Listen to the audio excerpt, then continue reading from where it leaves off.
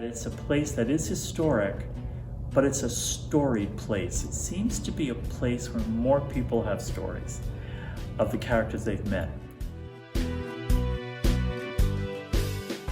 It's a town where everyone knew everyone. And as Edith Wharton once said in her book, The Age of Innocence, that it was a tribal society where rules were never spoken of but always known. And so I love that aspect of the town.